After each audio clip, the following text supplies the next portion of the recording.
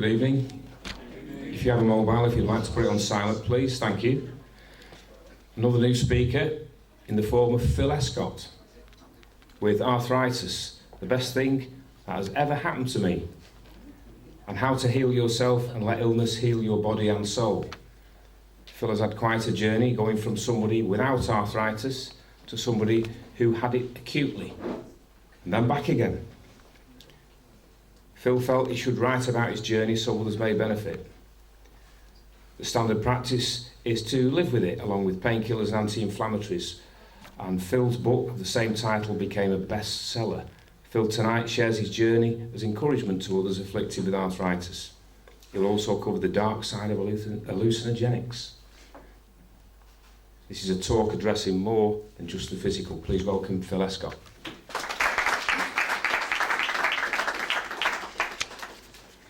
Thank you very much. Thank you so much for coming out. I hear that this is a very open-minded audience, so I'm looking forward to getting into things that I normally can't get into on these kind of healing talks where you can only go so far, so that's cool. It's a talk on subtraction, really.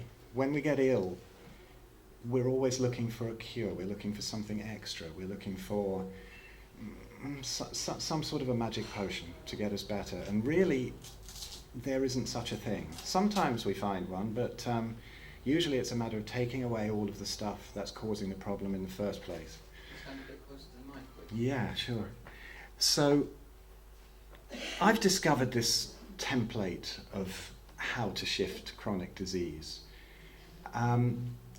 It's not, none of it's my invention, but this is my journey through it. I found when I was healing that the most inspiring things were the personal stories, the personal journeys. So I'll make no apologies for making this quite a bit about my journey, because I think it illustrates it quite well. It's been kind of a weird thing. I'm going to do it in two parts. I'm going to do the first part on how I started to get rid of it, and then the second part on really the deeper causes of illness, exactly what happens, how things come from the subtle to the gross, because after all, the soul is the densest part, or rather the body is the densest part of the soul, and so things always come through that way. I had to throw out tons and tons of dogma, from the conventional stuff to spiritual stuff, all kinds of things, to get back to a state where it's like a sort of ancestral state, if you like. There was a time when we didn't really have these things so much. We generally died from falling out of trees or getting attacked by animals or something. And we didn't, or bacterial infections, we didn't really have these chronic diseases. So, yes, I'm going to go through, hopefully, all the different levels. I wasn't somebody who was so lucky. Some people tend to fix these things from diet, or just from a bit of emotional balancing, or just from this, just from that. Well, it didn't really work for me. Now, the funny thing was, it came after an extraordinary experience. Well, I use the word experience, but it isn't really an experience. It was 2005 or 2006. I can't remember exactly which one it was. It's difficult to tell. But I was out in the back garden. I was at a time when I wasn't the healthiest. I was standing there smoking a roll-up. And something changed. I'd been a bit of a yogi. All my life I'd just been pursuing this awakening and this bliss and whatever, you know. And I'd been feeling great guilt. I was living right next to the TM Dome in Skelmersdale, where they all go and do their flying and their meditation every day. And I just moved back there. And I never went in. I never went in to get to go and meditate. I was feeling almost a sort of religious guilt that I wasn't going in. And I thought one day, I just thought, I'm going to completely let go of that.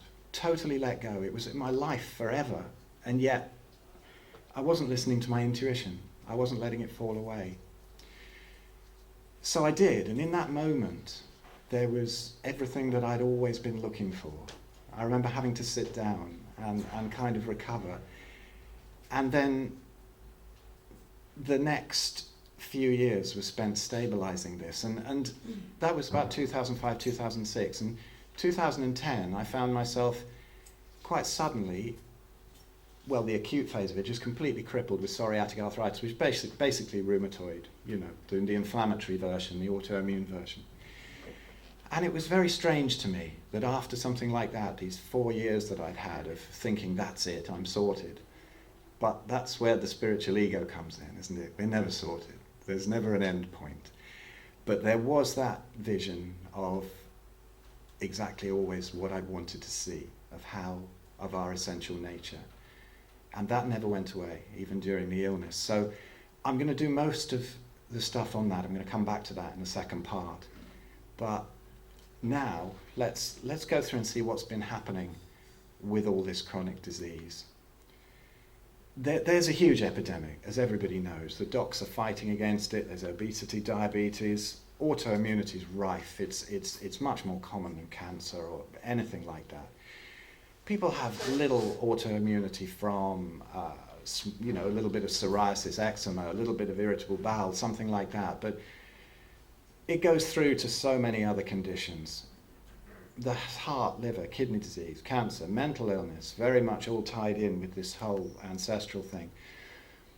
Conventional medicine looks for the answers in labs. Science is a great thing, but to find out the answer to something that has so many causes, it's never really going to work. I don't believe that they'll ever figure out a pill to cure a chronic disease.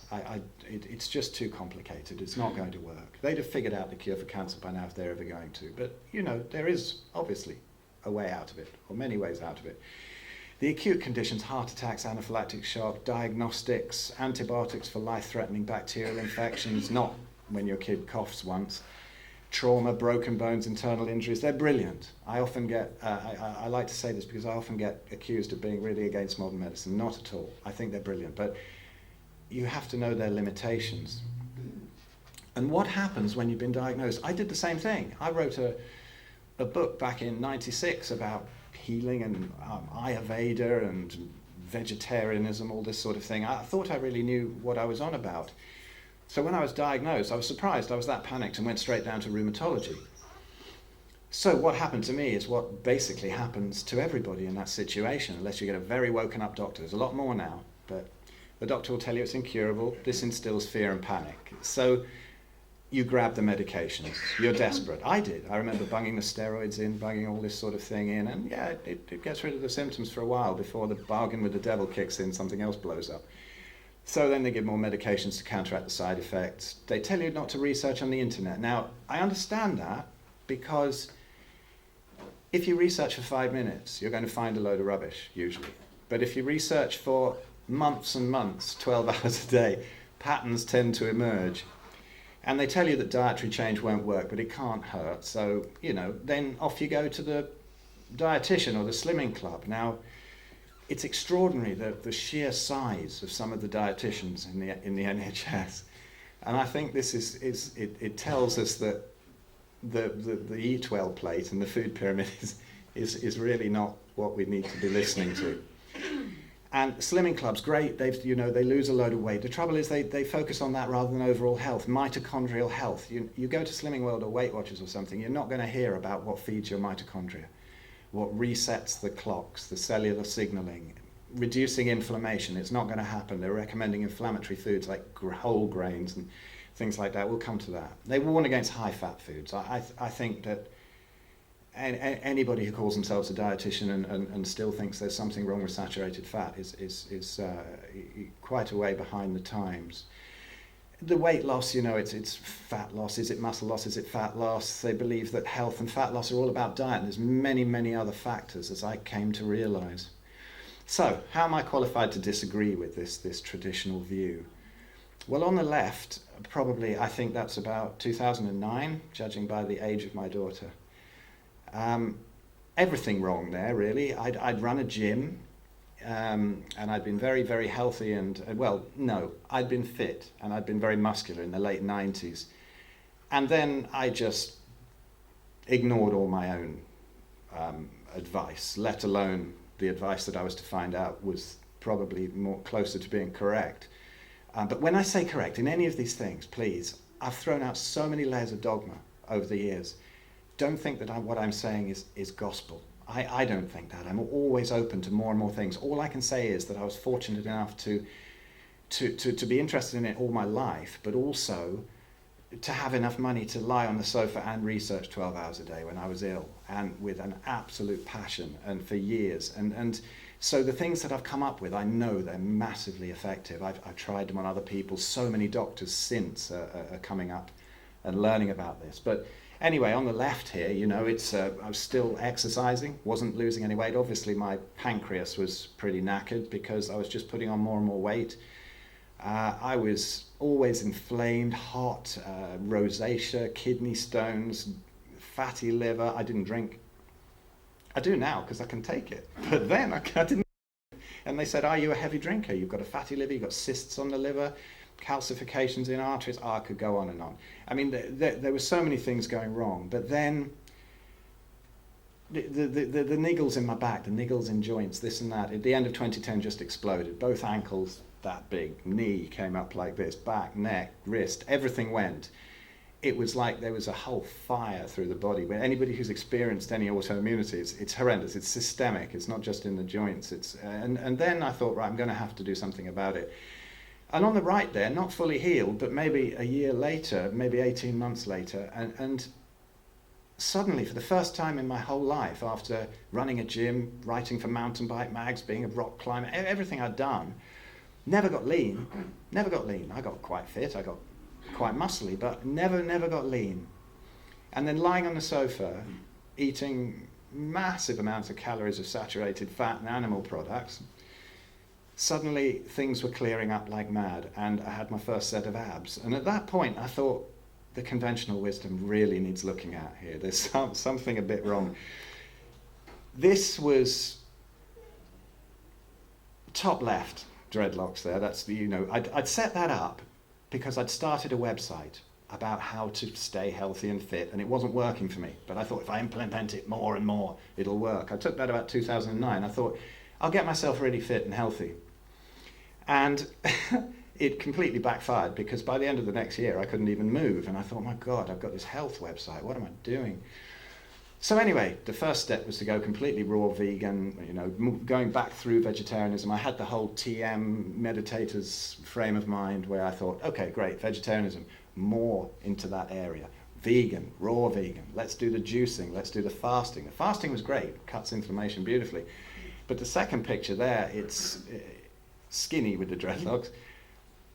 I'd lost all the muscle. I hadn't lost a lot of the inflammation, and it was clearly the wrong way. The bottom left one in Thailand, really inflamed ankles. You say I could barely walk on them.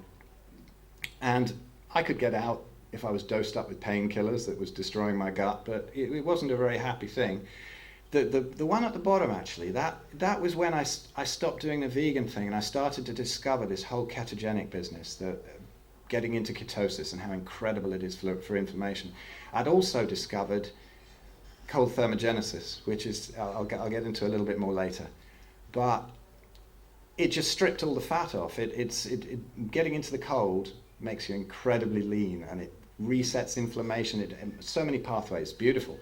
And it was a turning point, even though that was the worst one. I mean, you can see here, this leg, it's the knees, horrendous, the quad's gone. It's a horrible systemic disease.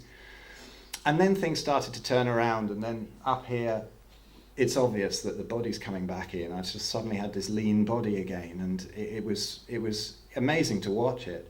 And then the one down from that, back on the drums. I thought I'd never play drums again, and I play every week, and no problems whatsoever. I feel fitter than I did at 20.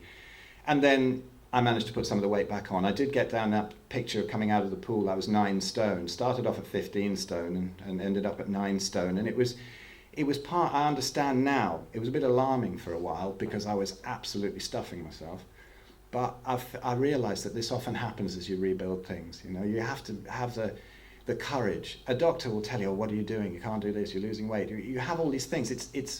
It's all a matter. Healing is a matter of developing the intuition. It really is. The secret of success in healing it's the challenge in healing a disease is fairly simple. It's getting rid of all the dogma and the brainwashing, what we've given ourselves, how our upbringing has come, the conventional stuff, the spiritual stuff. all sorts of things. Every disease is curable, just not every patient. This is why people think that it's not curable. The magic really is in subtraction. The first mindset is when you're ill, you go to the doctor. They'll fix it. The technology's great. Aren't they brilliant? These guys in white coats, they're gods. Give me a pill. No chronic disease has ever been cured by a pill. You know, okay, antibiotics for bacterial stuff, they'll save your life, but there's never been anything cured by a pill. No cancer, they get rid of the lumps maybe, you know, for a bit, but then quite often it comes back more aggressive because they haven't got to the root cause of why the body's doing this in the first place. Autoimmunity, definitely. They give you these terrible, terrible drugs. We won't get into that. That's all in the book if you want to look at that, but it's too much. The second mindset, which people get to, is, okay, now I'm going to go natural. I need a herb. I need this potion. I need something. Now, the problem with this is that a lot of these types of systems of medicine were invented way before we had so many influences that we have in the modern world. We just basically weren't as sick as we are now. So they would work. Ayurveda, you know, Chinese medicine. They can do some amazing things. They can do some great things. But go to a naturopath. Go to an Ayurvedic doctor. Go to a Chinese doctor. When you've got rid of all the stuff that's causing the problem in the first place, because they're just polishing agents. If you have a really muddy car, you need to hose it off before you polish it. There's absolutely no point polishing it when it's muddy. So what I'm getting into here is really the hosing off of the muddy stuff. I don't know about naturopathy. I know little bits and pieces here and there, functional medicine. But the really good thing, I think, is to get people out of those first two mindsets. You're not going to find a herb that's going to cure a very complicated autoimmune disease. It's not going to happen. There isn't one. They can be 1/100th of the puzzle, or maybe even less, and great. When you get rid of the rest of it, when you get rid of 80% of what's doing it. With supplements, if you really need them, you're probably not absorbing them if you take them. So it's catch-22. To me, it's about rebuilding the gut bacteria on the physical level. If you rebuild the gut bacteria, the immune system just breathes a sigh of relief. It comes back together and so many other things fix themselves. Far more effective is to remove the stressors that are causing the problem. I mean, even old Maharishi Mahesh Yogi, who I was sort of into for so long in the TM movement, said all that stands between us and enlightenment is stress, or all that stands between us and health is stress. But enlightenment is part of health. It's just discovering our essential nature. You know, it's part of that. So with so much conflicting info out there, imagine you're sick. You go on the internet and you find, oh no, there's all of this stuff. There's this naturopathy. There's the conventional people saying that's rubbish, and then there's this herb, and then who do I listen to?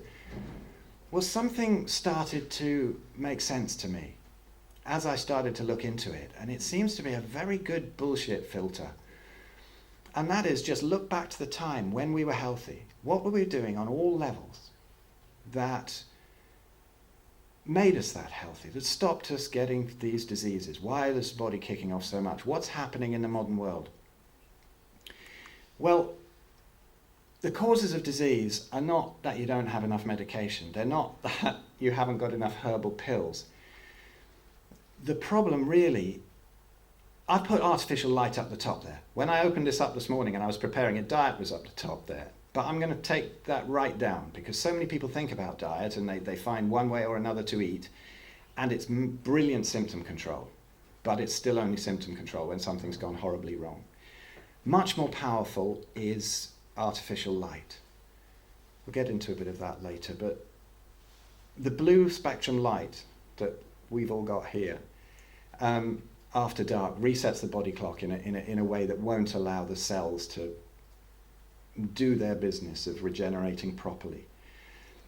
Once everything in nature is to do with light. The seasons, you know, they get battery chickens to lay all round the clock by keeping the lights on.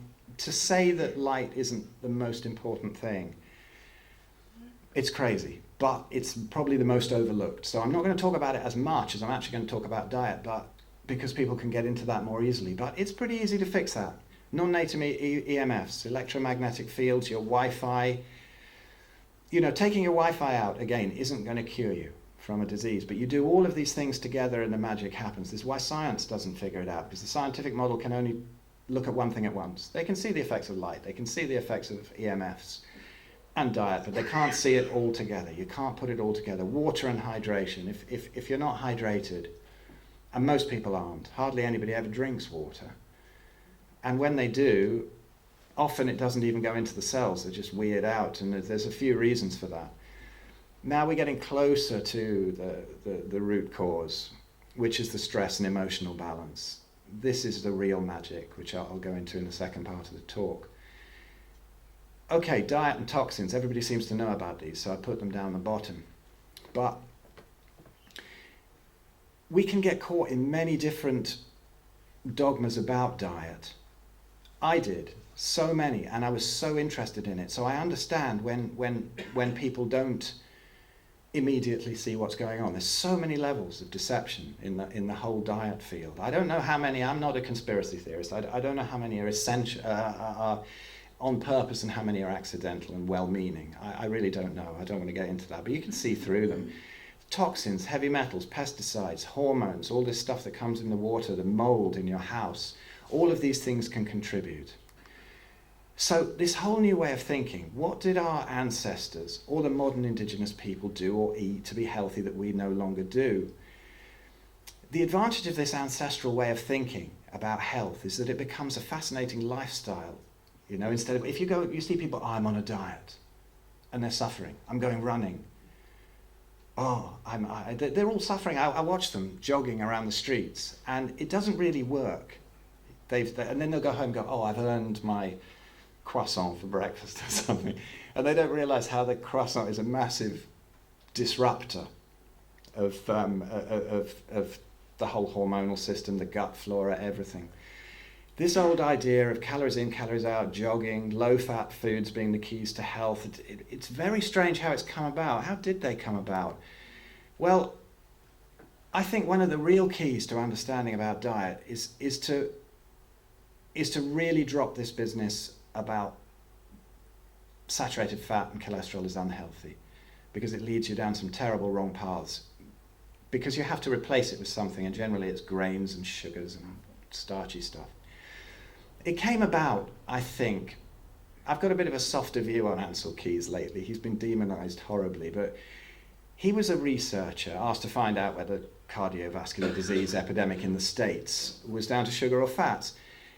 He did a 7-country study. They say he did many more countries and threw out the inconvenient countries like, Holland and France, where they eat a lot of saturated fat and they don't have much heart disease.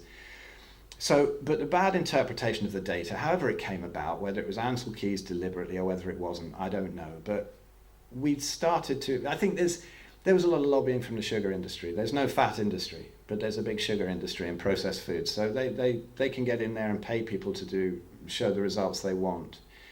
And it's left a horrendous epidemic of obesity and chronic disease. The funny thing is, these people who are type 2 diabetics, it gets reversed so quickly. It almost sounds blasphemous because in the NHS they're not doing it, and they're on metformin and they're injecting insulin or whatever. To say you can figure that out in a couple of months, it sounds very arrogant, but it's so obvious. 100 years ago, they were actually giving ketogenic diets to people with diabetes, and they've forgotten about all of this. Butter and other natural fats are great for you, and even most LDL cholesterol is protective, especially in the elderly. They don't test for particle size, so when you go into the doctor and he freaks you out and he says you've got high cholesterol and it's the bad cholesterol and you need statins, it's based on absolute pseudoscience. You do not need statins. Nothing wrong with cholesterol. And if you're eating a really bad diet and you have high cholesterol, it's protecting you. It's supposed to be there. You strip it away. My mother's 94. She's running around now. When she was, 96, she would have been 73. She had a stroke. She was on statins at the time. In 2003, when my dad died, I threw all her meds away and she's fine now. She's cool. Very different woman. So, disease and health begins in the gut on the physical level. We've got more bacterial cells in our bodies than human cells. 70% of our immune system is in the gut. When I discovered about all of this, I discovered a fantastic lady called Natasha Campbell McBride. She's a Russian-trained neurosurgeon, a neurologist, and she cured her son's autism, from changing his diet. It's old ancestral knowledge. It's been there forever. Very, very low carb, bone broths, some fermented foods to reseed the gut. I'm not even sure that's necessary these days, but I've got different views on probiotics, but sometimes if you know what you're doing. But it's all simpler than that. The whole thing's very simple. So it was, again, a very ketogenic diet. There was no starches, there was no grains, there was no sugars whatsoever. And the gut slowly heals. And as the gut heals, you'll find that the rest of the immune system calms down. It reduces systemic inflammation. It's the starchy and sugary foods that are wrecking the gut. It's leading to IBS, and once everybody who's got any autoimmunity has some kind of a gut issue. Not everybody progresses to Crohn's, but they diagnose it. They put these little imaginary lines in between the diagnoses. Oh, you've got IBS, you've got Crohn's, you've got diverticulitis. It's all the same disease. You know, it's a disease of knackered gut flora. And they're starting to research into it now. They're really hot on it, and they're starting to do fecal implants and things with some success. But again, it's poking around in the dark. It's much better to subtract the things that have caused this and let the gut heal up. If we had more confidence to do that, I'm just a rebellious bugger, so I did it. But most people get stuck in the, oh, the doc says it won't work, so I can't do it. And people end up in terrible problems listening to that. So a low carb, high fat, ketogenic diet with bone broth stock, really, and fermented probiotic foods can re-establish the balance and reverse inflammation and disease.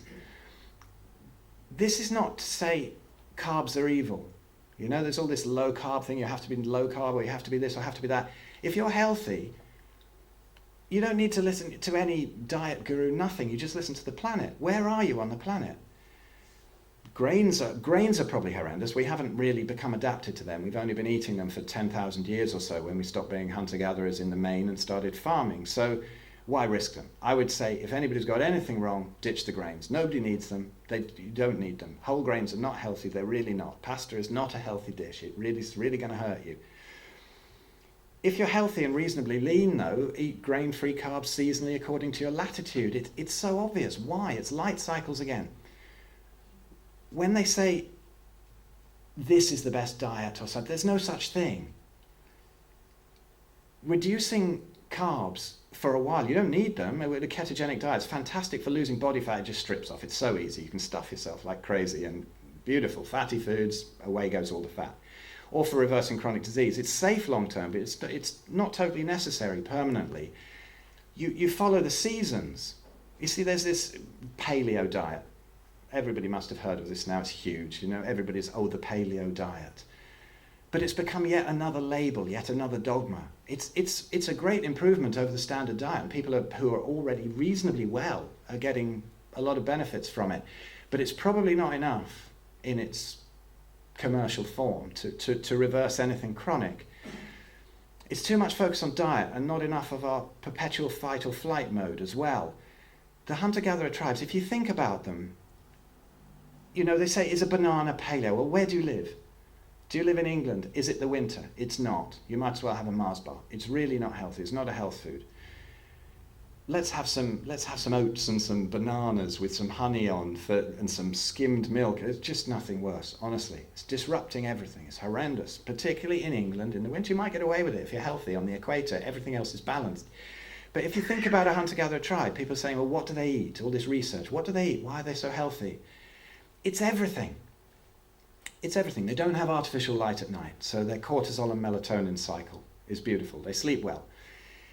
They're in touch with the earth. They don't generally have shoes on. If they do, they're made out of some kind of natural fiber that conducts grounding and earthing. So important. They don't have the emotional stresses. They don't have worried about the mortgage. If they want to build a house, they build it. Nobody comes and repossesses it.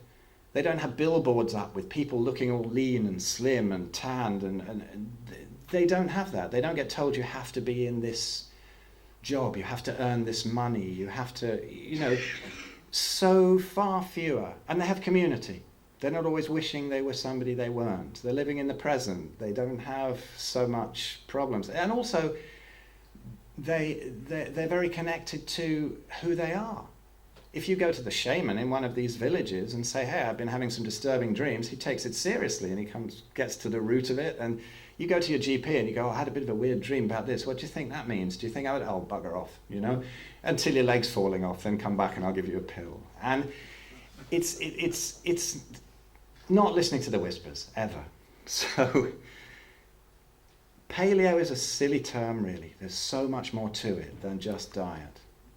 There are some great doctors who understand. They're starting to come out now. And usually they're the ones who've had to fix themselves. So they're not just bunging a pill to their patients, which they probably wouldn't take. So it's Terry Walls. She's great. She fixed her MS. She does a lot of stuff now. It amuses me that she calls it the Walls diet. She's claimed this whole ancestral thing. But she's great, you know, she's doing people a whole service, because when doctors start talking about it, even though they have 1 day of training, we think that we should go to the doctor and ask about diet. We might as well go to the laundrette, really, because they have no idea. They're not trained. And even then, the 1 day when they were probably hungover and thought, oh, it's only the diet day, I can't be asked. Even if they did go in, it's just the old food pyramid of eat lots of healthy carbohydrates and stuff like that. So you don't go to the doc for that. But these people are people who've educated themselves. Natasha Campbell-McBride, wonderful, really worth looking into her GAPS diet, gut and psychology syndrome, because so much of our brain even runs through our guts. So of course it affects mental illness hugely. When I was very, very inflamed and doing all these crazy things that I did, all these massive amounts of wrong turns, the depression was enormous. It would hit before anything physical would hit. And it seemed to me, oh, well, how come I'm depressed? Oh, the joints must be depressing me or whatever. But it's not like that at all. It's the first thing to go, because once the gut's in turmoil, the brain, much of the gut-associated lymphoid tissue, that kind of thing, runs alongside. I'm not scientifically minded. I kind of understand how it works, but I'm not too hot on that. But I would do all kinds of things to try and sort this out. I mean, the amount of, probably hundreds of enemas. I'm surprised my bum even survived those couple of years. It was just constant. I was in the bathroom doing this ridiculous routine that I had. I would have, liver flushing. My God, anyone tried that? Andreas Moritz liver flushing. Actually, I think I did 36 of them in the end, monthly ones, and I have to admit they do something quite spectacular. What that is, I'm not sure. I don't know if they even do clear the liver. I mean, maybe they do, because I went back and to have an ultrasound. I had no fatty liver, I had no cysts on the liver. That's supposed to be impossible. So yes, they do something, but nobody's doing the research into things like this because it's not a chemical that they can make money out of. So nobody really knows the truth. But anyway, you know, there's all sorts of wacky things that I tried to do. I tried to do, anyone come across this distilled water thing? Just drink lots of distilled water. Well, I think, you know, if you have a little glass now and again, maybe. I bought this 1,500 quid distiller, and I thought, right, I'm just going to drink that. A gallon a day. Drank nothing else. 5 months later, I had no sense of taste. I'd completely stripped my body of zinc. You know, I mean, the things that I did before I came up with you know, subtraction is really better than these crazy experiments. Honestly, these aren't the first or even the 100th things that I've tried. So anyway, another great doc, Malcolm Kendrick. I did a talk with him a while ago. He's a character. He wrote the Great Cholesterol Con. Scottish guy, very outspoken. He doesn't muck about at all. Asim Malhotra, he's doing great stuff now. He's a Surrey cardiologist. And he's really doing a lot to dispel this idea that fat is bad for you. There's some local docs to me, David and Jen Unwin in Southport. They're great. They're reversing loads of diabetes at their practice. There's Joanne McCormack. She's lovely. If anybody's around Rainford tomorrow, she's doing the talk of my Ancestral Health talks at the Junction Pub in Rainford, and she's great on how to work with your GP to come off these meds, as you will easily be able to when this kind of thing hits. And a real special mention for Jack Cruz. This guy is extraordinary. He's a Nashville neurosurgeon. He's now moved to New Orleans, but when I discovered his website, it was really the absolute turning point. It's very difficult to understand the science on there. There's stuff on there, God, I mean, I read it solidly for 6 months and I hardly even got into it. It's so in depth. The things that he's put together about the whole ancestral thing. He's obviously got some real genius level of intelligence as well, because he puts together these little bits of science, these real serious research papers that he puts together in a way that nobody else has put together. Extraordinary guy, really. I've got to give him a proper mention, because if you have anything wrong, do go and check out his website. It's quite extraordinary. And when I was that ill and his website turned me around, never did I think that he'd become a mate and he'd invite me down to do a talk to the London Biohacking Conference. That's Jack on the left. Amazing guy. He's got his orange shades on there, you know. He's not a coward like me. He'll wear them in public to keep the blue light out. He's taking a lot of tumours out from people, and he's saying, when are people going to wake up to what's going on with EMFs and blue lights, cell phones, that kind of thing. This guy in the middle, he's a wonderful guy. He's got cystic fibrosis, and he should have been dead ages ago. As it is, he's just completely ripped, looks extraordinary, very fit and healthy. Jeremy Tomley, wonderful character, and rock climber, everything. He's learned to breathe through his skin. He's learned all the technique of photosynthesis. All his doctors told him that it was rubbish, impossible. But Jack got onto him and believed him and figured out how he'd actually done it. And when you see how similar a molecule of hemoglobin is to chlorophyll, you can see that we really are plants in a way, and light is so hugely important for us on this cellular level. This is Jack's thing. I mean, his science is so deep, but this is what he just says. These are the best healers in the world. Sunlight. You need the sunlight. You need unfluoridated water. We're quite lucky here. Magnetism, grounding to earth, seafood. This was huge. I didn't understand. I got onto the GAPS diet. I got very, very, very low carb. And still things were going wrong. And particularly I had terrible brain fog. I was walking around the house. I couldn't remember which room I was in. It was like I was really stoned all the time. Couldn't figure out what was going on. I'm eating great. I've got no carbs going in. I've got nothing. But I didn't really like fish, so I didn't eat much of it. And as an ex-vegetarian, I hadn't had that much experience with it. I didn't like it much. But I was desperate, so hey, in it went. And within 4 days, all of those mental faculties came back again. It was extraordinary. It's so important, the DHA in there. It's really not available from plant sources. When I started looking into this, I had that last little thing about eating meat. I thought, well, it's I didn't have the spiritual thing. I didn't think, because there are so many cultures that eat meat that have their enlightened masters. It's obviously nothing to do with that. But there is something in the morals. People come to veganism with a great heart. This is marvelous, they don't like to harm animals. They have a great heart. It's beautiful. But when you really look into it, what turned me around was a talk by somebody called Leah Keith. She's an ex-vegan, had similar problems to me, and she made some extraordinary points because she started eating meat again, started to fix her autoimmunity, and she was a real militant vegan. And she was making the point that most of the problems with wiping out all these animals, factory farming, nobody likes factory farming. I don't. It's horrendous. If I eat beef, it's grass-fed. I know it's grass-fed. If I eat fish, it's wild caught. But she pointed out that most of the problems with all these species being wiped out is these huge swathes of land growing soy, growing wheat, growing another bit of dogma that we need to save the planet and not eat meat and save all the animals in these awful sheds, being injected with antibiotics and hormones to keep them alive because they're being fed on grains as well and soya. They're not supposed to be eating that. And then they do the studies on meat and say it's bad for you because it's not. It's the hormones and the antibiotics that's going on with that cause the problem, all the chemicals in there. So the idea started to see, well, rewild the land. You see all these wonderful talks that are up there on YouTube of rewilding the land, getting the big herds back in, and getting the happy animals in, and then eating. We've always eaten animals. It's a different view I have of it now. I just see it's the universe eating itself, really. This is what's going on. It happens all the way through nature.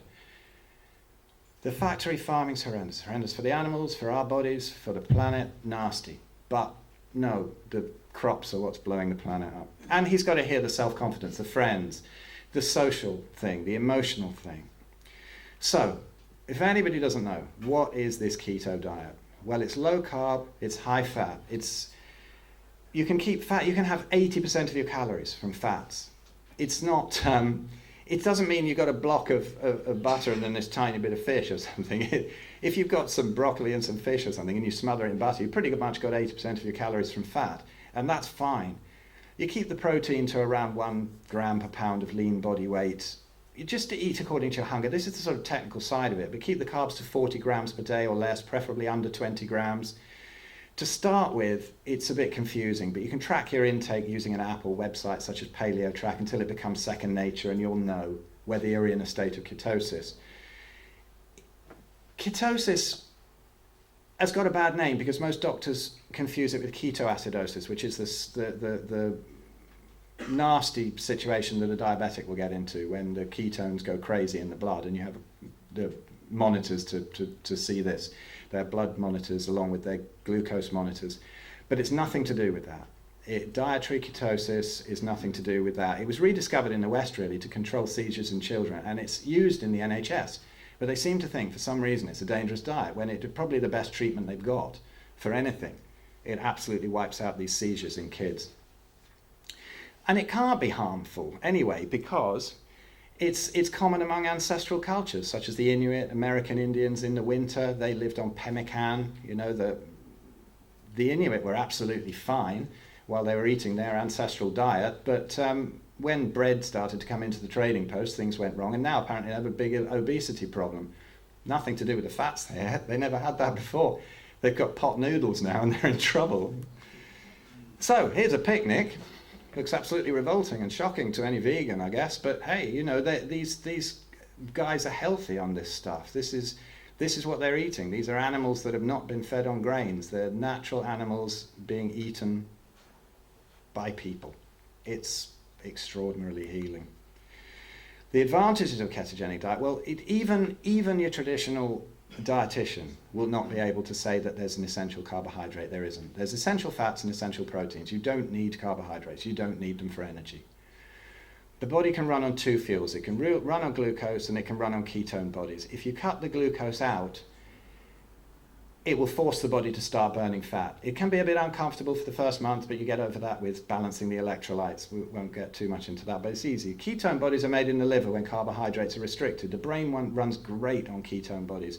That's why what happens when people fast for a long time. They get very clear thoughts. It's a very spiritual thing to do. People will fast for spiritual advancement because the thoughts are very clear. You're in ketosis then. Your body's running on ketones. When the body taps to ketones, it becomes very efficient at burning fat, using it as the primary fuel. It's great. You can stuff yourself all day when you're at the weight you want.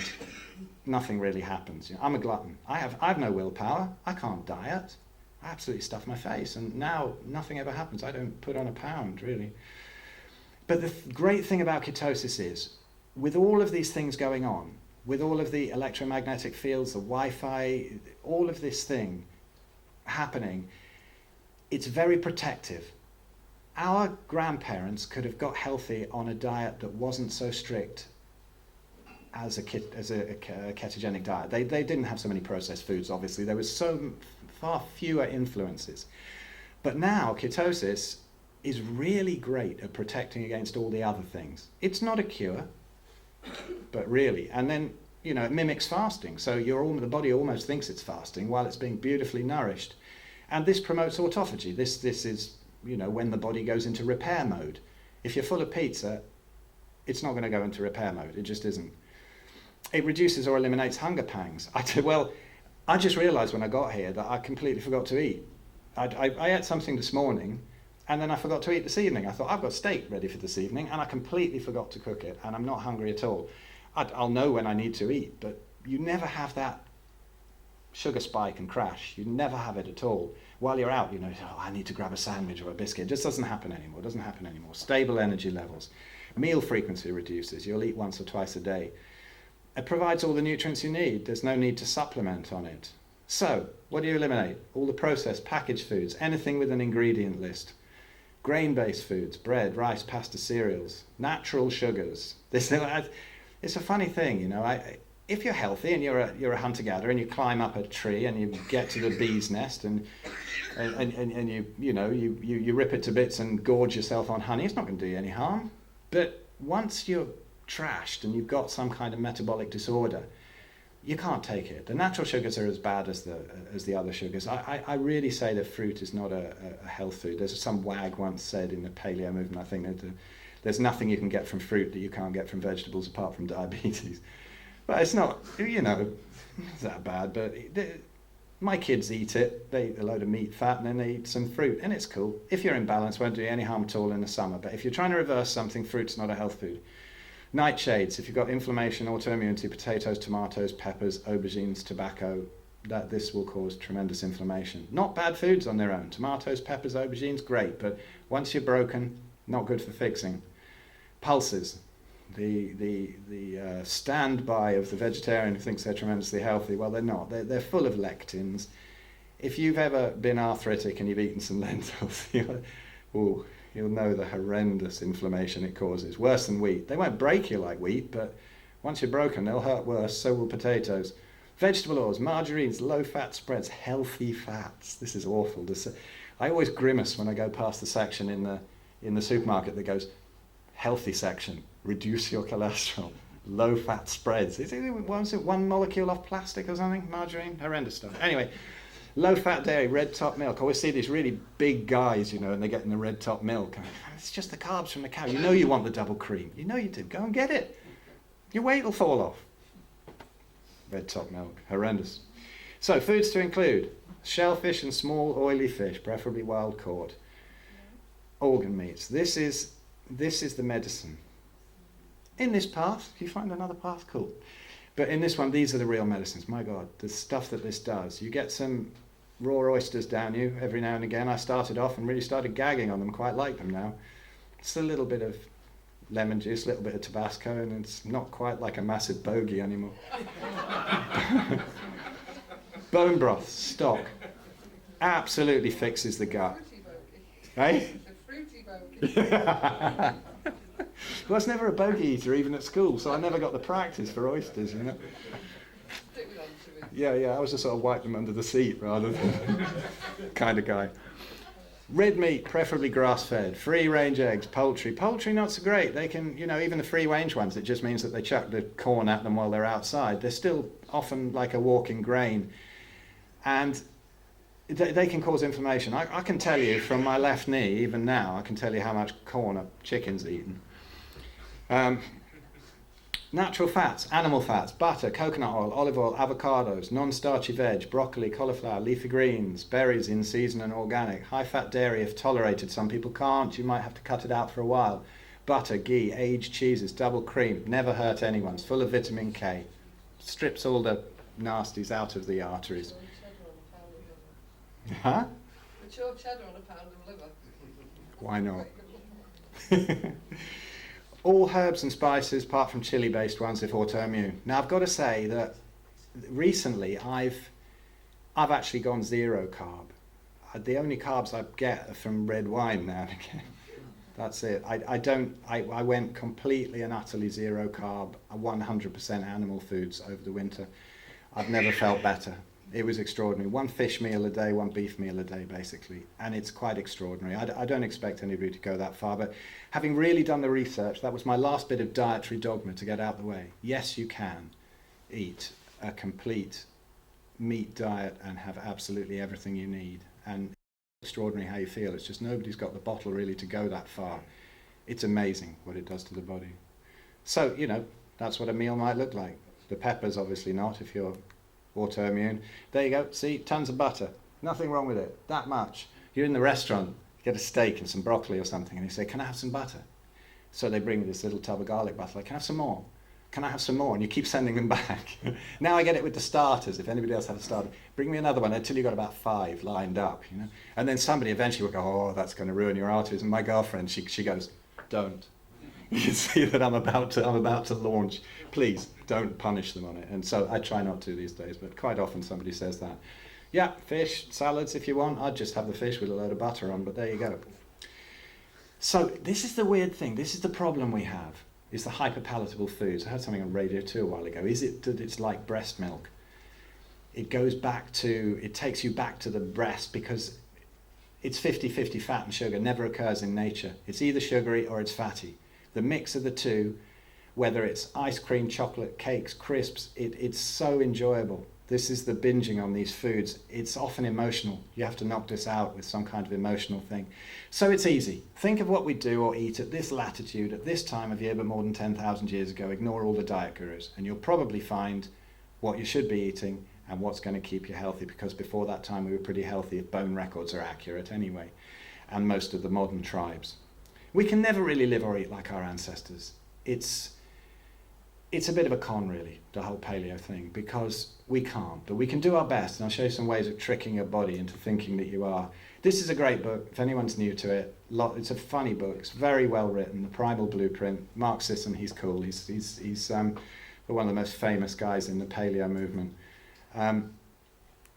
This one, Finney and Volek, The Art and Science of Low Carbohydrate Living. If you want to see the science about it, if you're worried at all about it not being good for you, it's a beautiful book, this one.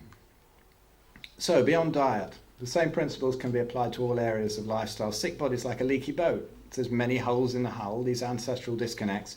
Just plugging one or two won't fix the problem. My rheumatologist once said to me, somebody gave up some bread for a month and they didn't get better. You've got to do a lot more than that. You really have. It takes decades to get in these messes. Get all these holes plugged, and the body brings its own healing systems into play. There's nothing as rewarding as taking control of your own health. It's wonderful when that hypochondria goes, I need the doctor, I need it. Everybody's at it. I walk into my daughter's school in the morning and there's these huddles of people going, of course I got this and I'm on these antibiotics, or I've got this, he's got it all over again. He's back in bed for a week. Amazing, constant. Light. This is really where it gets interesting. Let's forget about diet. All of nature's controlled by circadian cycles, all of it. The seasons, the days, the cellular clocks are set via receptors in the suprachiasmatic nucleus in the hypothalamus. There you go. I don't get to say that very often. Tongue twister. But every cell has a clock. And if they're not running properly, if something's out of sync, like in a computer, it's just not finding the files, it's not going to heal, it's not going to do anything. So artificial blue spectrum light from bulbs, screens, phones at night totally disrupts cellular clocks and leads to disease. It's simple. Light some candles. It's really nice. Wear a pair of these. They cut the blue out completely. So it makes your TV into a caveman campfire. It really works, but you won't stay awake. You try and put those on and watch a film, won't happen. There's more subtractions, pesticides, chemicals, all of that. Get rid of the unnecessary cleaning products. There's nothing wrong with bacteria in the first place. The Wi-Fi, hardwire your computer into the router. Mobile phones, have them on airplane mode, please, when you're not using them. Don't put them in your pocket. Jack says the amount of tumours he takes out on the side of people using their mobile phones. Whatever they say they're safe, when are they going to wake up? He sees it. He's taking the tumours out. Plastic water bottles. Don't do it. Sedentary lifestyle. We sit down all the time. I have a friend who's given away all his furniture. Brilliant. He's a personal trainer, and he just moves around. If he's using his laptop, he'll put it here, he'll put it there, go a different position. Run up and down the stairs every now and again. The dodgy beliefs and the bad emotions. This is what I'm going to go on about in the second part, because this is the real magic. Cold thermogenesis. Simple. You get in a cold bath. You freeze yourself. You don't freeze the inside. You come out. First sign of shivering, get out. It increases every day. But I had one winter where I was really skinny, and I was doing that a lot, and it would reduce inflammation. I'd limp into the bathroom and I'd dance out. It's incredible. I was rolling around in the snow. It's very, very, very addictive when you get into it. Sounds horrible, but just try it. After your shower, just turn it down gradually, turn around a few times, increase it every day. You won't believe what it does, and it also really, really burns fat. Turns the white adipose tissue into brown adipose tissue. This is Wim Hof. He's very cool. Look him up. He's the Iceman. He's swum under polar ice. He's climbed Everest in his shorts. He's a very interesting dude. I just got filmed for this Unbound film, and apparently he's in it as well. I'm in a film with Wim Hof. Yay! So, simple to finish this part. A sample day. What does this look like in practice? This is the physical side of stuff. This is the symptom control. This is not the really important stuff I want to get into in the second part. But get up, drink a pint of water, hydrate yourself. Go outside with bare feet to earth you and look towards the sun. It's really important. It kicks in the cortisol cycle. This is not woo-woo. You need the cortisol cycle to get the melatonin cycle at night. Do some sort of gentle exercise. Get the lymphatic system flowing. We always think about the circulation of blood and whatever, but the lymphatic system's huge. We need that flowing. Shower if you can. Finish up with 5 minutes of cold or so. Get as much midday sun on as much skin as you can without burning. No sunscreen. It's a con. It's not necessary. If you had enough sun, your skin goes pink. You burn. Cover up. Go in. Eat once or twice a day, not too close to bedtime. At least 2, preferably 4 hours gap. 10 or 11 a.m. and 4 or 5 p.m. is effective, but follow your hunger. Again, fasting can promote autophagy. If you're not eating for 24 hours, it's easy to do when you're in ketosis. Very, very easy. If you're sedentary, get up every 20 minutes, walk around. If you use computers a lot, consider those blue blocking glasses even in the daytime while looking at the screen. In the evening, light candles, turn off the Wi-Fi. Bed by 10 if you can. Don't overheat the bedroom. Ventilate the room well. No phones by the bed. No bathroom light. It can fit into any lifestyle. And it kind of... It's the way we used to live. Exactly. Yeah. The closer we get to that, the more these modern diseases disappear. So I've done a couple of books on it. That's the one that I wrote back in '96 that I had to change the whole diet section. The exercise section was actually pretty good, but I changed the diet section up big time. I put some funny stuff in there. That's the other one that I did, more about the whole healing thing. So that's the first part, and in the second part, let's get into what really causes these problems.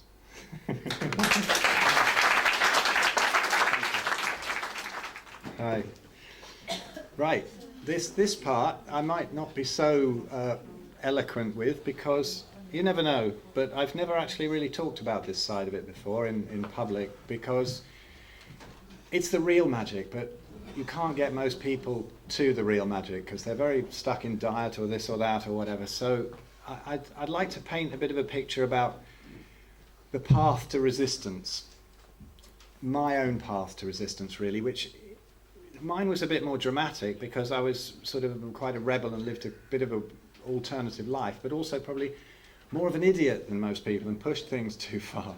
So I got a bit more of a payback in the end than a lot of people get. But at least I listened in the end. And I'd like to show that something that probably didn't occur to me for the first 2 years of trying to heal.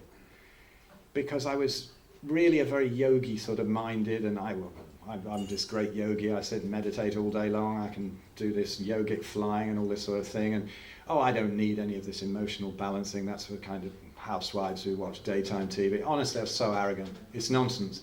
Yes, I did need it massively. I was a proper mess. And I'd like to show how the mess happened.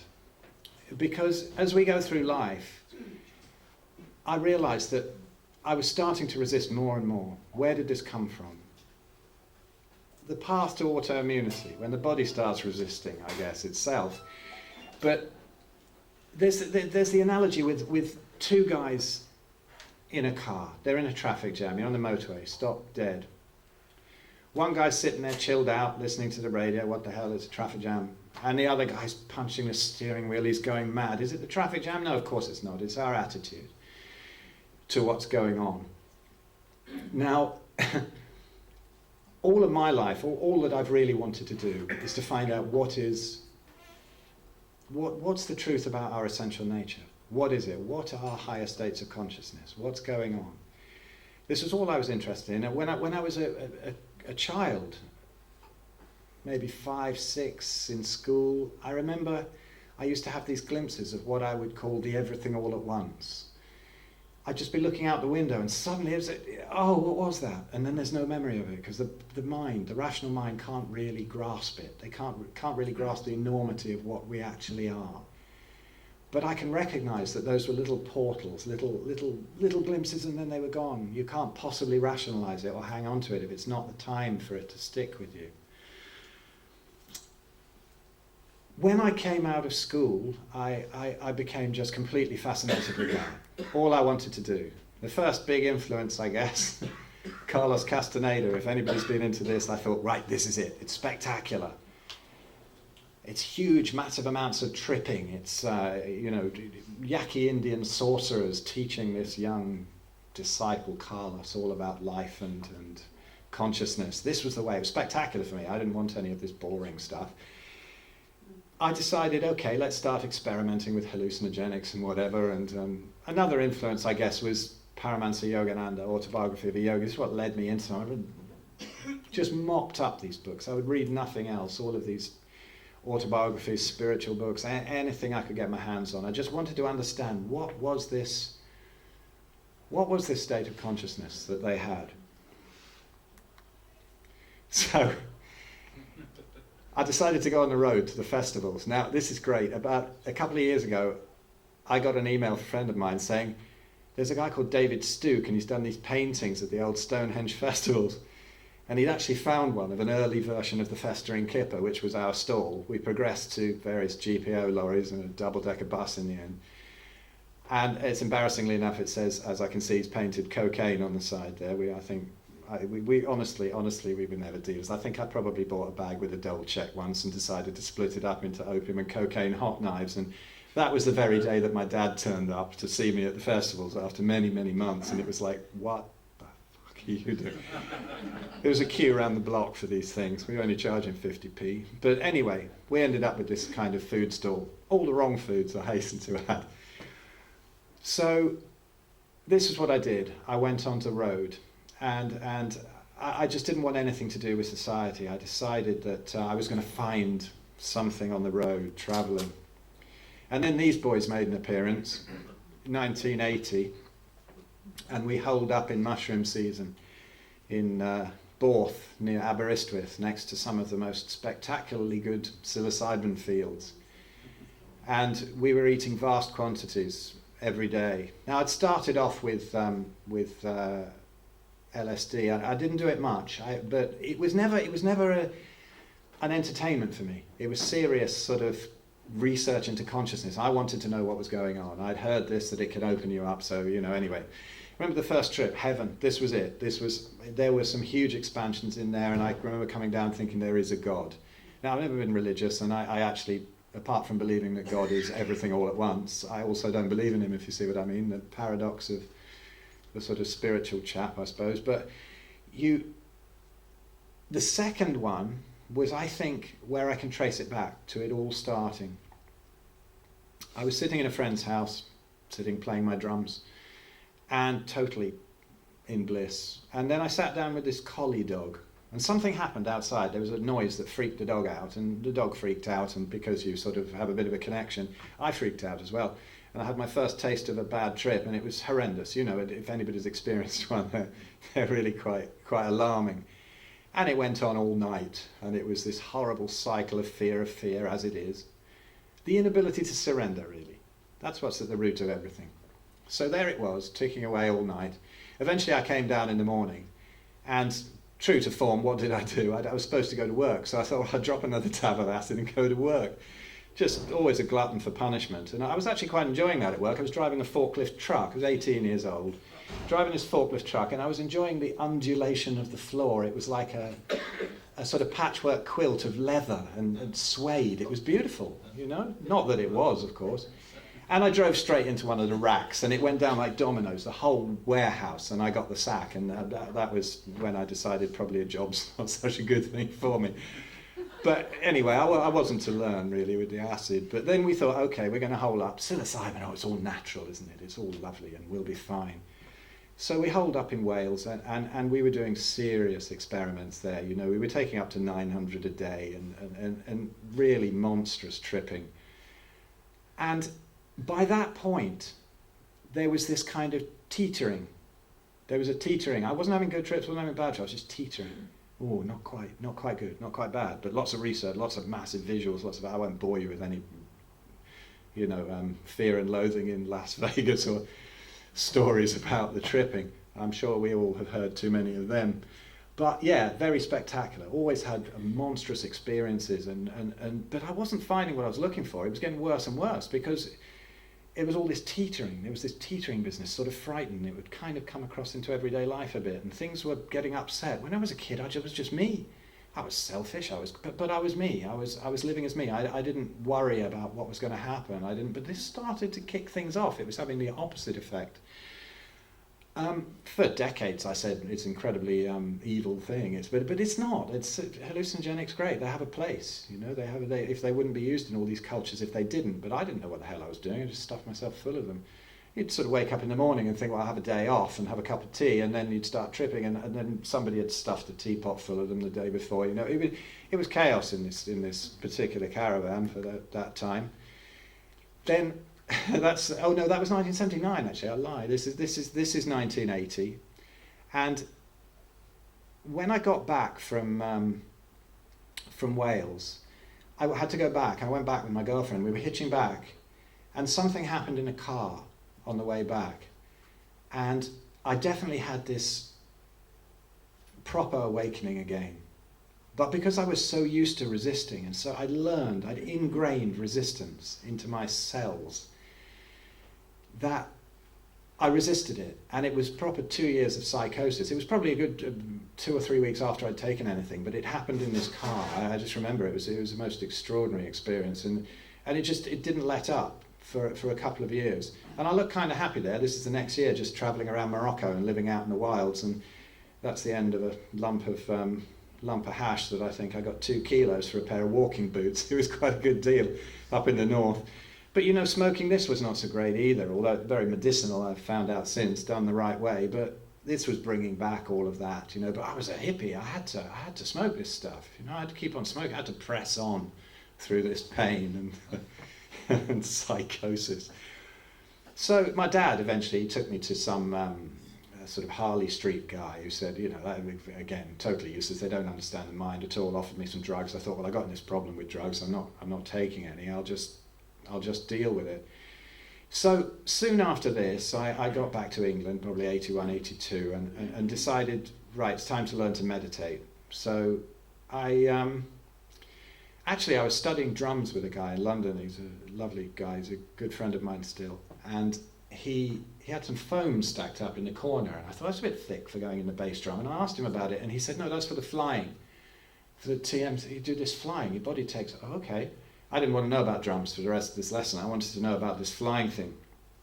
So anyway, I ended up learning TM, and I ended up doing the City course of City's Powers or whatever.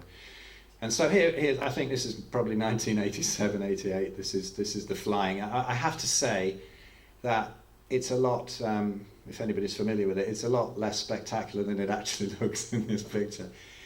But I was completely now immersed in the whole meditation, spirituality thing. No drugs, no nothing, no alcohol, no smoking. Everything had gone. And this was the way forward, I thought. Actually learning to meditate did bring the sort of psychosis thing down a bit, but now I look back, I can see all the pattern of it with the gut flora, with the resistance, everything going on all at once in this big circle of health gradually starting to break down. The techniques that you have in the TM thing, there's the meditation, which everybody knows about, and then there's this Siddhi called Siddhis of Powers, and then in the old Sanskrit text, you know, like Patanjali's Yoga Sutras. And you learn these various things like invisibility or seeing things a long way away or knowing bodily systems. Anyway, there was one particular little sutra, they're called, that used to bring all of that acid back up again. Totally horrendous flashbacks, burning in hell. I'd read this book by Gopi Krishna, Kundalini, and he'd put the Kundalini up the wrong nadi or something, and he burned in hell for about 19 years. He got it together in the end, but he had a horrible time. I thought, oh God, this is what I've done. This is what I'm going to do. I'm doomed. And gradually it slipped into all this sort of hypochondria, paranoia. You could see it all coming in, even though I thought, okay, I'm sitting and meditating. Beautiful experiences, wonderful bliss, all of this sort of thing. But the resistance was coming in at a subtle level. But then with this particular situation, I was so tired one day of all this horror. As soon as I got to this particular part in this sort of spiritual program you did or whatever in the morning, I thought, that's it. I'm just throwing myself into the abyss. The abyss is what you're frightened of. You're going to go mad. You're going to go insane. You're going to go nuts, whatever. I just threw myself into the abyss, figuratively, and it disappeared. Of course there is no abyss. Of course there isn't. It's all of our own creation, as are diseases. But that didn't go then. The problems with spirituality, when I back to the garden, I guess, when I was in the garden, the little bit that I went on about, the first point that I made in the first half, what happened there? Well, there was a point where I suddenly realized that everything I'd been searching for, it's that analogy of a fish swimming around desperately looking for the water. It's always there. It's always there. It sounds very corny, but it's always there. And the problem with spirituality, I think, is that it's always looking for a future reward. You're looking for the bliss. If I do this, I'm going to be fine one day. If I meditate enough, one day I'm going to wake up. And it separates practice from everyday life. So you're walking around. I used to walk around thinking, oh, I'm really looking forward to my program. Life was just a game in between. Why? This was exactly the same as the program. And you get totally focused on your spiritual discipline, your religious practice, your whatever it is that you're doing. Now, I'm not saying everybody does. Some people have a perfectly healthy attitude to spirituality. It's great. But I didn't, and a lot of people don't. They get stuck in it for decades. You're separating practice and everyday life. There's a spiritual materialism and ego that comes in. People want cars and tellies, but your spiritual person, they want this attainment. They want that crystal. They want to have done this retreat with that famous person. It's collecting again. And then the ego comes in. The more experienced you are with this, the more you have an ego. I was never really bad with that, but I knew it was there. I'd sort of look at somebody and class them as meditators or not meditators. And now that disappeared in a second. All of that just vanished in the garden that day. There was no difference. It was like being a baby again. It was nothing like I expected at all. It was just like being a baby again. And I just didn't know how at any moment in my life I didn't let go and let that happen. It isn't an experience. It's like the colour green. It isn't really an experience. You can't tell somebody what the colour green is. It's impossible to really kind of explain it. I see a lot of spiritual people. I live in the TM village in Skelmersdale. I have a lot of friends who are meditators. I upset them by saying that a lot of their diseases are coming from their rice and dal diets. And they are, a lot of guys, sorry guys, my friends, but the teeth are going, they're looking very grey-skinned, there's a lot of stuff going on there, but it's the dogma that's coming in, and the boat. I love this analogy where a spiritual technique is like getting across the river, but once you're there, dump the boat and walk away, walk across the land. You don't need the boat anymore. But as somebody beautifully in an interview I heard recently said, what you were looking for was on the other side anyway. It always was. It's just about capturing the present. But these are some of the problems that lead people, I think, away from what they're actually looking for with spirituality, because it's the last trap. It's almost the last trap that stops you letting go. And this, for me, was the resistance. This was the resistance. So what is awakening? What are we actually talking about with this awakening thing? Well, for starters, it's almost imperceptibly different from pre-awakening. It's such a subtle shift. It's the acceptance of paradox. It's not bells and whistles. It's being able to accept any and every concept all at once as the actually perfect thing going on. When I'm going on here, I almost sound silly to myself in the first part of this talk, because I'm going on about these concepts and I know they'll take people's pain away, but if somebody's still ill, that's a path they have to go through. There's nothing wrong with it. It's not evil. It's great that they get better, but it's also great that they're ill. All of this is you can have a beautiful heart and help these people out, but also know that if somebody's not interested in it, they're not interested in it, and that's fine. They're going through their path.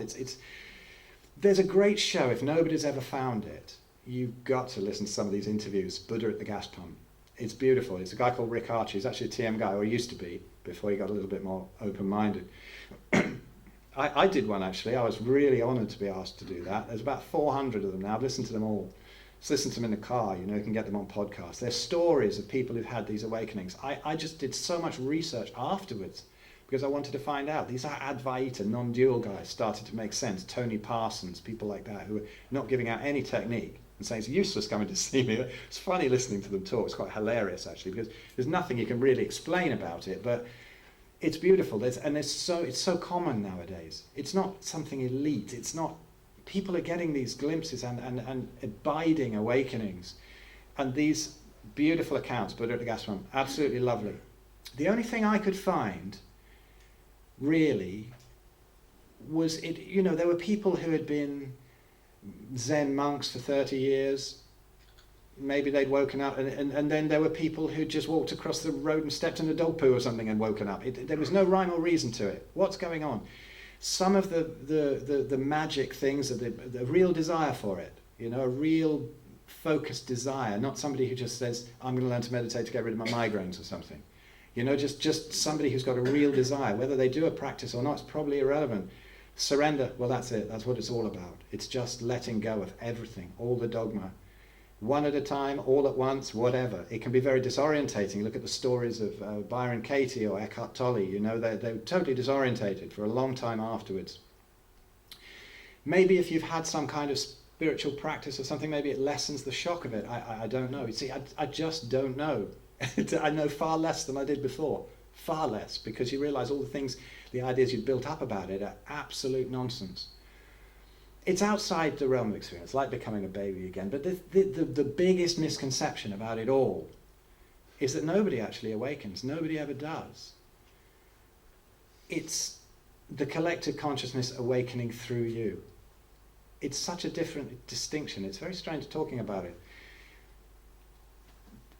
The dissolution of the ego, and everybody goes, oh, you've got to stamp out the ego, you've got to do this. It's not that. The ego is still fine. The ego is still completely intact. It's a complete misnomer when people try and get rid of that. It's just that you have a wider view so that you can see that this little ego that's our individual entity is just a sense organ of the infinite, if you like. The shark illusion, I love this one. I don't know if it even works if you do that, but do you know these puzzles where you kind of go cross-eyed and then eventually you can see something, you can see some pattern or whatever. This particular one is a shark with its dorsal fin breaking the surface. You can't see, but if you go cross-eyed enough and then suddenly it pings into focus and you just wonder how you never saw it before. Probably if you can't see it immediately, but look up some of them if you haven't seen them. They're quite entertaining. You have to kind of go cross-eyed. And suddenly there it is, 3D, clear as anything, shark. And it's the same as this is very similar to the feeling of, oh God, I've been looking at this same thing. Exactly the same thing, but everything is what I was always looking for. Everything that was here in front of me. We're looking for extra miracles, too many miracles. This is the miracle, here and now. This is what it is. And dissatisfaction with that in any way will eventually go into the body. Other pointers, what is it like? The screen, what's behind experiences? You see, we're all looking for experiences in spirituality. We're all looking for this great big marvelous, wonderful bliss, this huge awakening, you know, but it isn't really like that. It's just like turning the film off and seeing the screen. The layer of reality that everything's projected on, everything is projected on. My favourite one, the one that I think would put somebody in, the nearest way to get it into the rational mind, to understand what an awakening is if you're dreaming, if you're in a dream, you're there, there's a point of reference, there's a point of consciousness, but there's a road, there's people, there's monsters, there's zombies, there's whatever going on. Who's the road? Who's the zombies? They're all you. You know, when you wake up, it's real, you're running away from those zombies, you're frightened, but they were you. It's all you. And this is exactly what's going on here. When you see that, there's no difference to what's going on, but that to me, of all the things I've dug up, not my idea, you know, somebody else said it, that's the clearest pointer I can see, because people think that people are almost frightened of awakening, like they're frightened of letting go when they have a portal, one of these sort of portals into that kind of consciousness. They almost resist it. I did all the time. I was scared to death of it. Because you feel like the ego's dissolving. You feel like you're going to disappear into some horrendous hellhole. Well, it isn't, you know. You're the wave and the ocean at the same time. The ocean is the whole consciousness. A wave is a separate thing, but it's also part of the ocean. You're one and the other. It's a paradox. You're both the same. You're exactly the same as you ever were before. Now I find that I have so much more respect for everybody I meet, because I know that there's absolutely no difference. Now, okay, who are these great masters? How do people have these enormous visions, these all sorts? Well, I see it that some people wake up and you just have this awakening. It's actually very basic. It's actually very small. It's very insignificant almost when you find it. It's like, whoa, okay, why did I not see that? So who are these great masters? Who are these people that do all these amazing things? Well, I think if you think about it as like a landscape with hills, and some people are here, some people are here, some people are here. If you're in the middle of a load of hills, you're not going to have such a great vision. Somebody might wake up here, somebody might move. You might end up having these kind of powers that people think come with awakening, or great saintliness, or hovering, or whatever it is. But a load don't. It's got nothing to do with the actual awakening process. The powers and this and that. There's this lovely story of a yogi, and he's up in the Himalayas, and he spent decades in a cave learning how to make fire in his hand. And he can do it. He can just spontaneously make fire. And he's so excited because this great master, who he's always wanted to meet, is coming through his region, the Himalayas. And so finally the day comes, and this great master walks through with a few disciples or whatever. And he comes running after this guy, and he says, "Master, look what I've done. I can create fire in my hand." And this great master says to him, "Why on earth didn't you go buy a box of matches? Do you really need these powers? You know, it depends what you want. If you want the powers, great. There may be ways of developing them, like the City course or whatever. I've had some funny experiences with that, but it's not waking up. It's got nothing to do with waking up. It's a very simple thing. It's almost taboo talking about it. I feel weird talking about it, because to say, I've had an awakening, which isn't strictly true, because something's awakened through you, it's not an awakening. It's a personal awakening. It never is. But it's almost taboo, because people go, "Oh, I mean, this is some ego thing."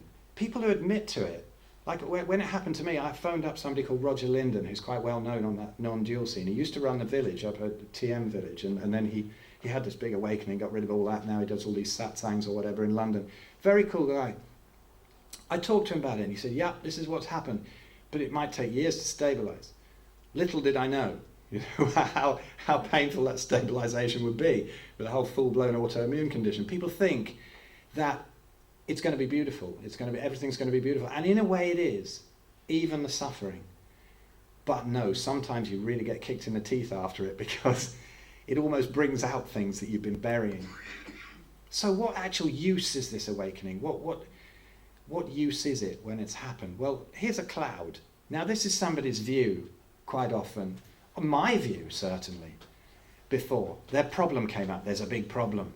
It's like looking at a cloud through a telescope. But then if you take the telescope away and you have a wider view, you can see that that cloud was just that one. The sky's blue.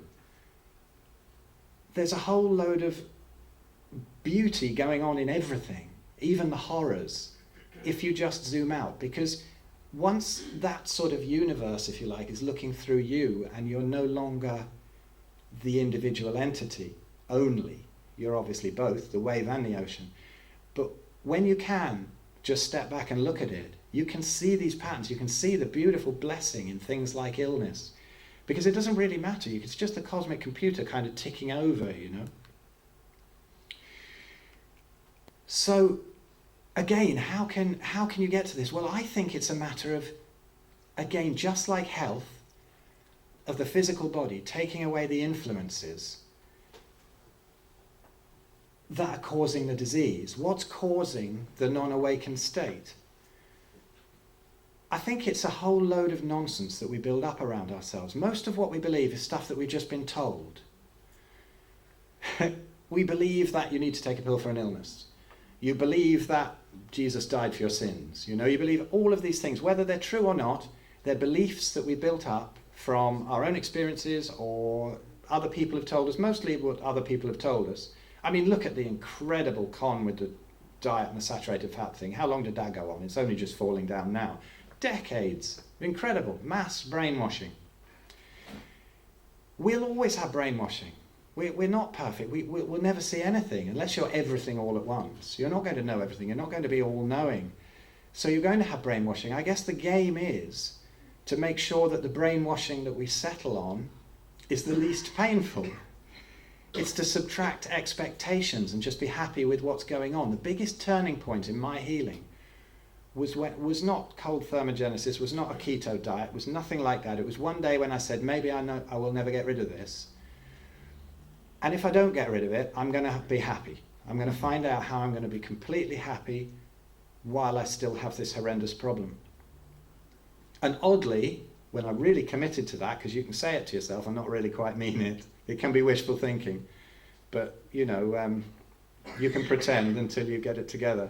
But when I did really mean it, oddly, that was when things really started to turn around hugely. Because you're always worrying about the future, worrying about the past, takes you out of the present, blah, blah, blah. So how is it that we can do that? Well, I've started to look at this stuff much more detail after about 2 years or so of really focusing on diet. It's got to be diet, it's got to be this, it's got to be cold thermogenesis, it's got to be light, beautiful. All of those things have to be in place if you want to reverse something that they say is incurable. But getting rid of the emotional causes. Things, EFT, everybody heard of this probably, the tapping. Yeah, it is amazing. The Sedona method, I'm not so familiar with it, but it's a similar thing. Even self-inquiry, who am I? The old Byron Katie thing. But the tapping thing, it's great. It even starts off with the setup, even though whatever problem you're working on, even though I have this horrendous arthritis, I still fully and completely love and accept myself. The sort of thing that I would never want to say, oh, don't say that. I'm a yogi, I don't need all that nonsense. Honestly, this stuff is extraordinary. When I discovered it and just unpicking things, I try it like once or twice a day, it doesn't work. Really, you've got to nail these things. Like Terry Walls says, water doesn't boil at 99 degrees. You've got to really go for these things. If you decide to go and sort out these bad emotions, these things that are bothering you, you have to do it like 200 times a day. Really, really nail it. Now, my favorite was always Byron Katie, because so many people have made these things up, but they haven't had real awakenings. What was so different to me about Byron Katie was that she definitely had an awakening, and that's what led to these 4 questions that came up. She just sat there on a bench staring out into her back garden or whatever. And Byron Katie's the work, she calls it. I think it's absolutely miraculous, this one. It's so simple. If you've got some kind of a problem, something's really bothering you, something's really annoying you, your neighbour's done something horrendous to you, your partner has been tremendously thoughtless. Is it true? Yes, of course it's true. Yes, he was so nasty to me, he was awful and thoughtless and rude. And can you absolutely know it's true? Can you really? Can we really be sure of anything? I don't think we can. If you can get to the space where you can say, okay, I'm not really sure of this idea. There could be other things behind it. There could be all sorts of explanations for this. If I stop thinking about myself for a moment and how horrendous it is and how this person's done this awful thing to me, can I absolutely know it's true? Well, no, I can't. Nobody can. So the next thing is, how do you react when you believe that thought? Well, I feel twisted up inside. I feel like I want to smack him. I feel awful. So who would you be without that thought? How would you feel without that thought? Well, I'd feel fine, even if he was nasty to me. So it's all our thoughts. It's the 2 guys in the traffic jam again. And when you can start to look at this and do it one after the other, bang, bang, bang, and then turn it around. Okay, well, I've been rude to him. Maybe I did this thing. If you turn it around and get it back to yourself, because you can never fix anybody else. It's not your business. But you can fix yourself. And then when you bring everything back onto yourself, it's easy. You can start to dissolve these things. But it takes a lot of work. Now, excuse me if I've a look to see if I've missed anything. There's this beautiful book that I came across when I was when I was getting into the whole emotional side of it. And arthritis is quite a beautiful thing, actually, because when you see, and this is where you get into the proper woo-woo that doctors think you're insane when you talk about, that different areas of the body relate to different emotions and different problems. Louise Hay started this up in the 40s with her Healing Yourself books from, figuring out emotional imbalances due to different things. Well, this lady, Inna Seagull, she's great. She's really young, actually. She's an interesting soul. But honestly, you look up a body part or whatever, and you come up with a certain thing that's going wrong. Knees not moving forward in life, back, money, stability, all these things. They can be a little bit vague sometimes, but if you sit with them and then really realize what's going on. A great story about this was when I was really sick. I was living in a house where I had been before for a while. I was taking care of my mum. She's like 94 now, and she's very difficult to live with. She's a difficult lady, this one. And our personalities have always clashed. And when I started a relationship in 2006 with my present girlfriend, and we have kids, and it was very difficult. She has the patience of a saint. She's absolutely wonderful. But eventually, after 5 years, it was getting really difficult with my mum.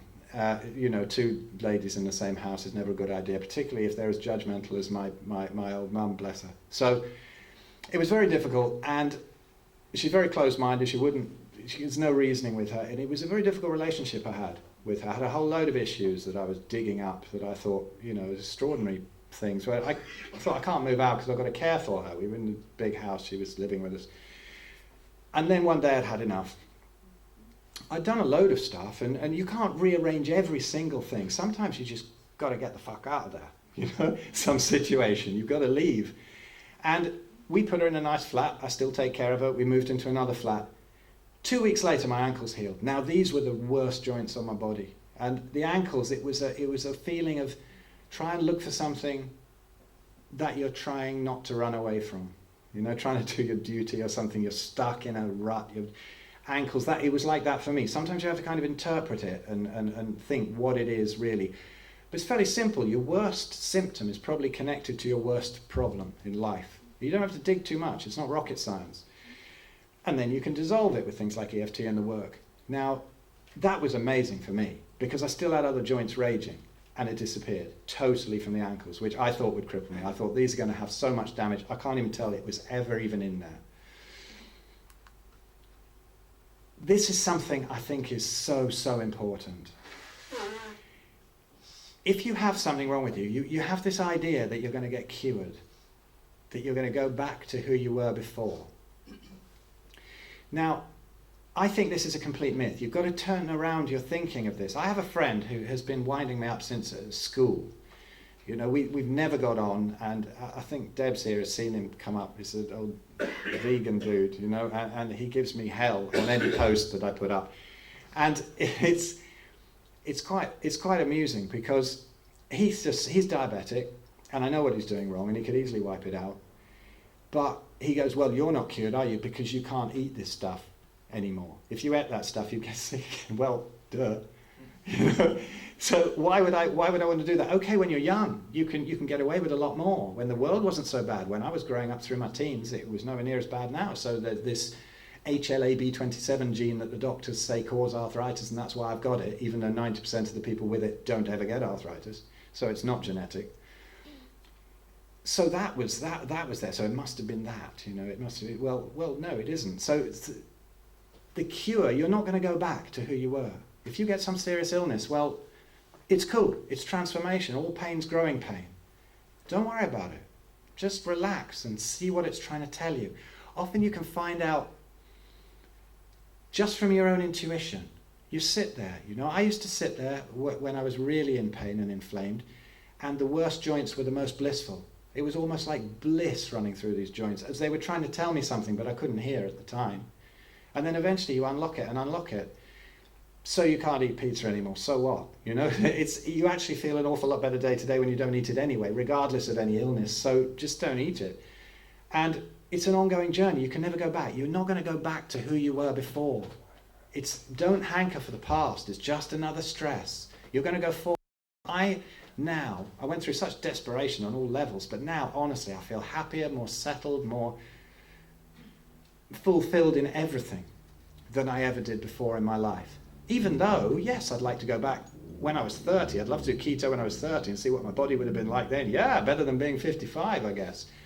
But still, I feel absolutely fabulous. So, but then, do we even have free will? Is it just the workings of the cosmic computer? This is a whole other thing that I can't really even get into. But when you see that it's just the planet is unfolding as it should, that doesn't mean to say be complacent. If you want to go sort out and just, you know, demonstrate against fracking or this or that, or stop the whaling, or, you know, whatever you want to do, that's brilliant. That's also part of it, of everything being perfect, is also wanting to change it. It doesn't mean being complacent, but once you think that it's all going on anyway, without you, you can kind of let go of the steering wheel.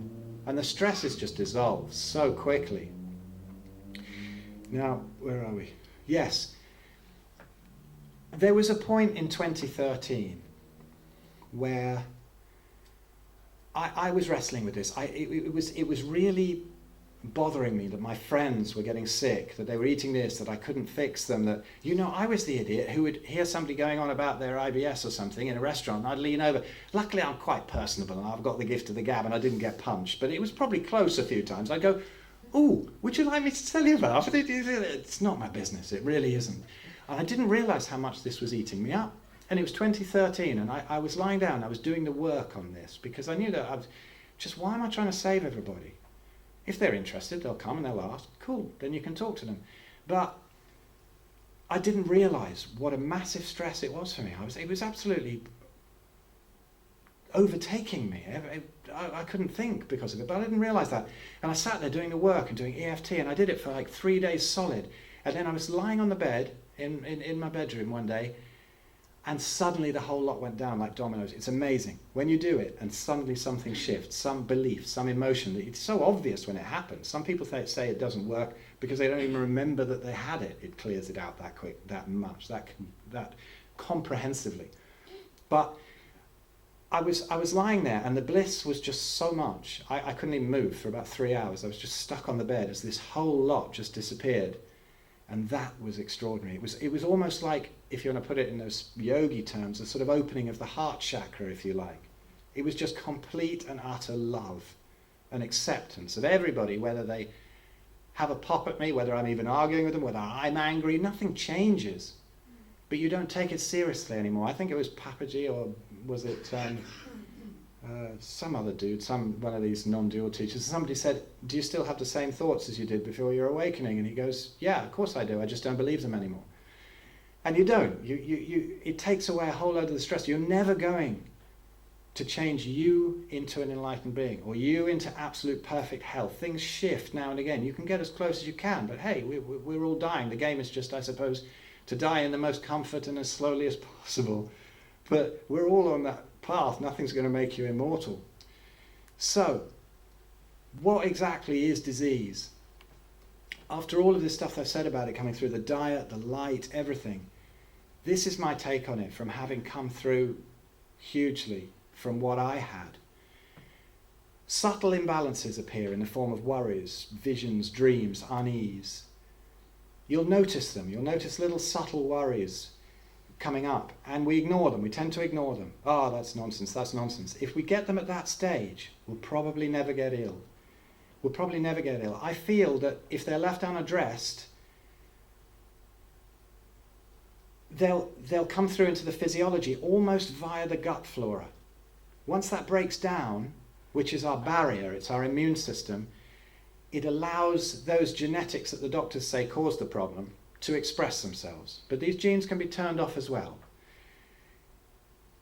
The gut flora becomes unbalanced, and then those whispers, they're the same causes, but instead of the old dodgy dream that maybe you should write down and say, okay, my subconscious is dealing with this problem with my dad and something they did to me as a child, or whatever it is that you're finding, then it can start shouting. Then your knee might well blow up. You've got this huge synovitis. Your pancreas might blow up. Whatever happens, you might have problems with your eyes. This is a very common one that happens with these emotional things. Once the gut flora is unbalanced, the physical symptoms appear as a magnification of the subtle, depending on genetics and emotional tendencies.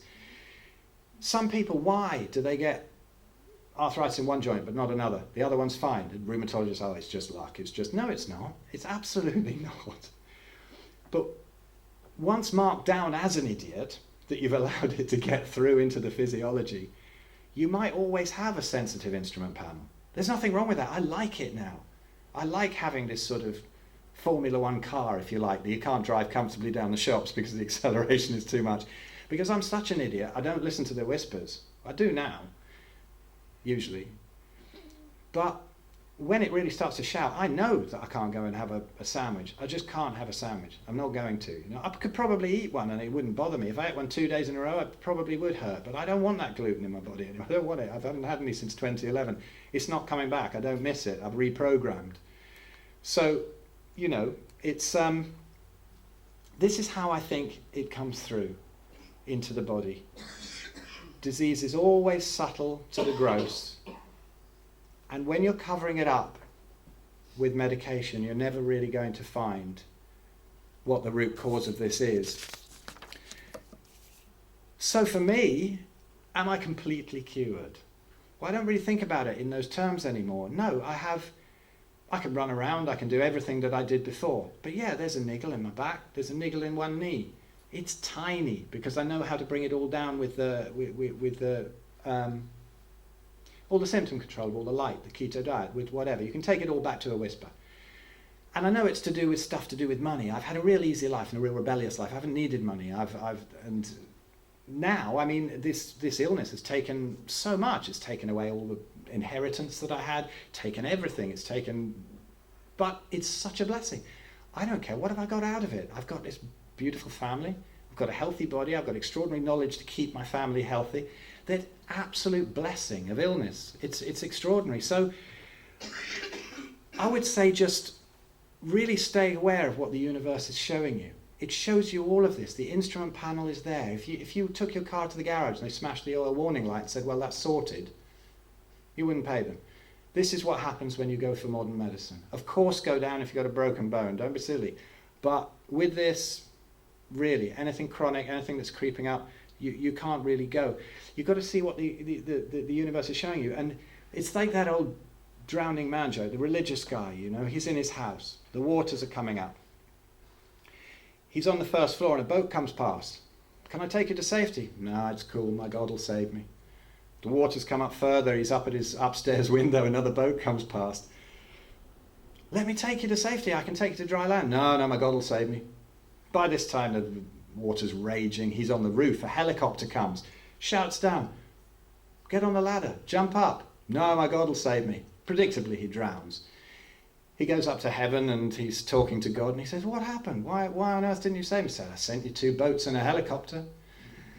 You know, we're always looking for this miraculous thing. We got to look for these subtle things and put them together. Listen to the whispers. This is a school down here. You know, it's a school. We have a big schoolmaster and sometimes the lessons can get a bit shouty. That's okay too. So develop your intuition and discriminate and take what you need from all these different disciplines. You get stuck in one, you'll have too much dogma. Develop your intuition. What works for you? Pick this, pick that. Find the emotional imbalances. Don't dig. You know, there's a lot of videos on YouTube for emotional stuff. Dig back to your childhood, dig back. No, it's simple. It's like a rabbit warren analogy. You've got a hill and there's a rabbit warren in it. So you're digging through, you're trying to find the middle of it. You're not going to find it, it's all going to collapse, all the tunnels. Just walk around till you find a tunnel. Then follow it down, you'll find the middle of the rabbit warren. It's the same with emotional stuff. If you're trying to fix some symptom, don't go, oh, what happened in my childhood? Sometimes it'll lead you back there if you find that hole. And the hole is what? What's bothering you right now? What's your biggest worry? Is it financial? Is it mortgage? Is it this awful thing your parents are doing to you? And then that might lead back to childhood and you can dissipate this. But honestly, get onto this stuff like EFT, Byron Katie's the work. I think if you take this stuff away, if you take all the crap away, you just get left with nothing but blue sky, and then you can see your essential nature. And that's how an illness can lead you to these kind of awakenings, I think, and you can be the best version of yourself you can be. So there we go. That's me done. I work out of my website and do Skype consultations, autoimmunity, diet, lifestyle advice. I'll go out to people's houses and help them out. If you know anyone who's autoimmune, I just love seeing them turn their stuff around. Day courses for businesses. Everyone wants to chat about non-duality. I'm always happy about that. I seldom get the chance. And there we go. That's what I do. It's a funny old turn for a drummer, but that's where my life's taken me. And I hope you got something out of it. That's me done.